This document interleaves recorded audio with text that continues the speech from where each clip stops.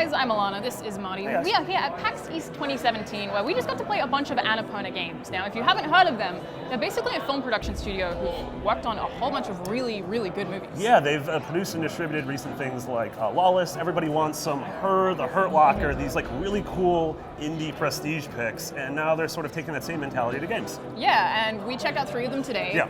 The first one, my favorite one, was The Artful Escape of Francis Vendetti.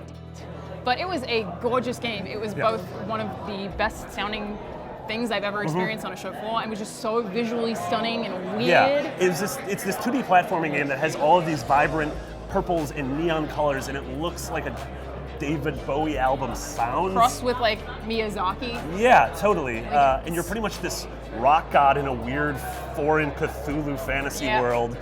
You're doing platforming where you're using guitar riffs to sort of hover and transcend spaces, but then you're also going to these rock battles against like Cthulhu-esque gods. Yeah, well you have to basically like match whatever sound that they make, and it's like huge in scale, but there's also a snowboarding part, and there's dialogue choices. You can choose what you say to people, and a lot of it was really funny. The game was really fun. At one point, something amazing happened in the background, in the head I was like, that's dope, and then the character goes, dope, and I'm like, you literally just that's like, me. that's dope. Yeah, People that's like me. around me while I was playing that game were so amazed by it as well. Like I hate people being like, whoa, and like laughing. Like it was just incredible to Very look cool. at. Yeah. Let's jump to What Remains of Edith Finch. Yeah, which we have seen before, and that is from Giant Sparrow, who did The Unfinished Swan on PS3. That was one of the big indie games on PS3.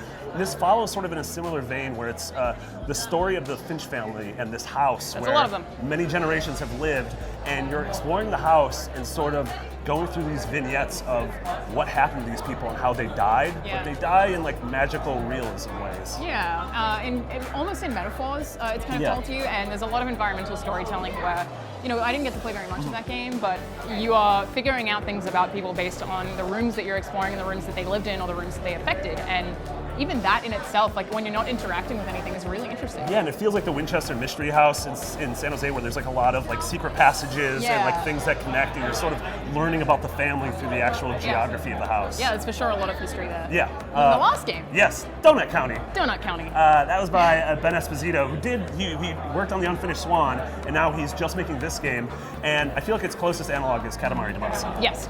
Yeah. You basically consume things. You are a little sinkhole. Yeah, you're a sinkhole. You consume things, and then you grow, and then you consume larger things and larger things and larger things until you're kind of taking over this entire county, I guess. Yeah, and it has this like cute, sort of cartoony art style. It takes place in the American Southwest, but it is so satisfying to start small and then like, I got a cactus, now I got a boulder, now I got a swing set, now I got a house. Yeah, and it zooms you out, and you're like, oh, there's no way that I could have swallowed that thing before, but now I have. Like as you grow, you just get bigger and bigger and bigger, and then you can swallow literally an entire house and all of the people in it. It has these really cute things where you'll like zoom down to the hole, and everything you swallowed is still down there and alive, and there's this like society of like critters around a campfire, and they're like, oh dang, we got swallowed, now we live in the darkness. It's a really cute game, and we were saying before, I found it really satisfying to play. There's something about it that was just really calming. You're just cleaning areas of all of the things that are on them as a sinkhole, which is I guess kind of mean. But as the first couple offerings of Annapurna, like I'm totally on board with our games initiative. Yeah, for more on those games, stay right here on IGN.